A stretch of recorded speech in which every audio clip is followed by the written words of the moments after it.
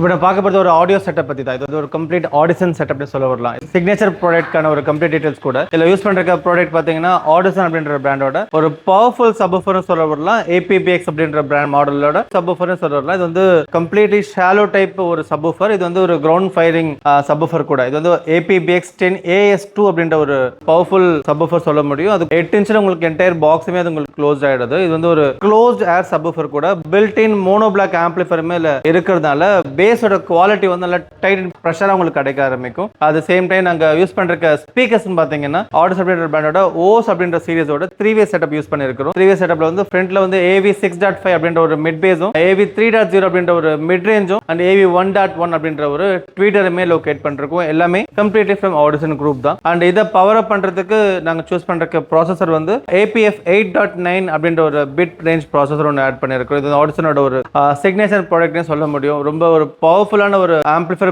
பெல்ட்னா கொடுத்துருப்பாங்க. இதுல வந்து 8 சேனல் ஆம்பிளிஃபர் வந்து லோடடா இருக்கும். இந்த மல்டிபிள் ஆம்பிளிஃபர்ஸ் நம்ம லோட் பண்ண வேண்டிய அவசியம் இல்லை. ஸோ மொத்தமாக நம்ம கார்ல வந்து ஃப்ரண்ட்ல 3-wayன்றப்ப 6 ஸ்பீக்கர்ஸும் பேக்ல வந்து 2 கோஆக்சலும் கனெக்ட் பண்றப்ப ஓவராலா உங்களுக்கு 8 ஸ்பீக்கர் ரேஞ்சஸுக்கு வந்துருது. அண்ட் சப்வூஃபர் பார்த்தீங்கன்னா 9th சேனலா கன்வெர்ட் பண்ணிக்கலாம். அதுலயுமே நம்ம பில்ட் இன் ஆம்பிளிஃபர் இருக்கிறதுனால ஒரு மோனோ பிளாக்கா அது கன்வெர்ட் ஆயிடும். ஸோ கம்ப்ளீட் 9 ஸ்பீக்கருமே உங்களுக்கு வந்து ஒரே ப்ராசஸர்ல உங்களுக்கு ஃபங்க்ஷன் ஆக ஆரம்பிக்கும். அண்ட் இதெல்லாமே நம்ம DSPல இருந்து ப்ராப்பரா அலைன்மெண்ட் பண்ணி நம்ம டைம் கரெக்ஷன் பண்றப்ப ஆடியோ எல்லாமே உங்களுக்கு அப் ஃப்ரண்ட்ல உங்களுக்கு ஃப்ரேம் ஆக ஆரம்பிச்சிடும். இந்த ஆடியோ வந்து உங்களுக்கு கம்ப்ளீட்லி கஸ்டமைஸ்டான ஒரு ஆடியோ தான். இந்த ஒரு ஆடியோ நம்ம எக்ஸ்பீரியன்ஸ் பண்றதுக்கு நமக்கு ப்ராப்பரான பில்லர்ஸ் தேவைப்படும். அதுவே உங்களுக்கு வந்து ஃபைபர் கிளாஸ் மோல்டிங்ல நாங்க ப்ராப்பரா மெஷர்மெண்ட்ஸ் எடுத்து ஸ்பீக்கரோட ஆங்கிள் அங்க லொகேட் பண்ணி நாங்க ஸ்பீக்கரை ஃபேஸ் பண்ணியிருக்கிறோம். அண்ட் இந்த கரெக்ஷன்ஸ் எல்லாமே நாங்க வந்து ப்ராசஸர் மூலமா நம்ம ஃபைன் டியூன் பண்றப்ப அது மியூசிக் வந்து உங்களுக்கு ஃப்ரண்ட் ஆஃப் டேஷ்போர்ட் உங்க ஆடியோ வந்து கம்ப்ளீட்டா உங்களுக்கு ஃப்ரேம் ஆக ஆரம்பிச்சிடும். இந்த செட்டப் வந்து ஒரு கம்ப்ளீட் ஆக்டிவ் செட்டப் சொல்ல முடியும். அண்ட் இந்த செட்டப்க்கு we need a powerful source. அந்த சோர்ஸுக்கு வந்து பை டிஃபால்ட் இருக்க சிஸ்டம் வந்து கம்பெனி சிஸ்டம் தான். அது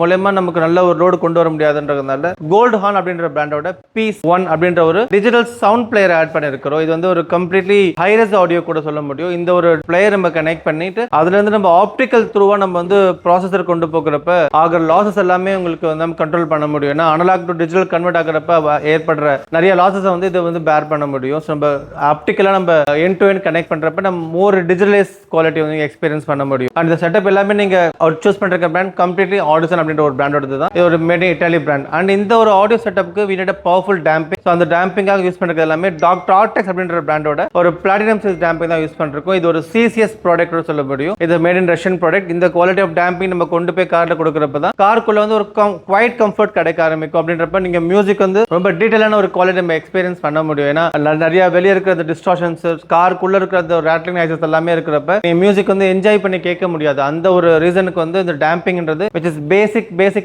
needed ப்ராடக்ட் கூட சொல்ல முடியும். இந்த மாதிரியான ஒரு கார்களுக்கு ஆக்டிவ் செட்டப்போ பேசிவ் செட்டப்போ எல்லா விதமான ரேஞ்சஸ்க்குமே எங்கிட்ட எப்பயுமே அவைலபிள் இருக்கு. தேவைப்படுற கார்சன்ஸை ரீச் பண்ணலாம். தேங்க்யூ.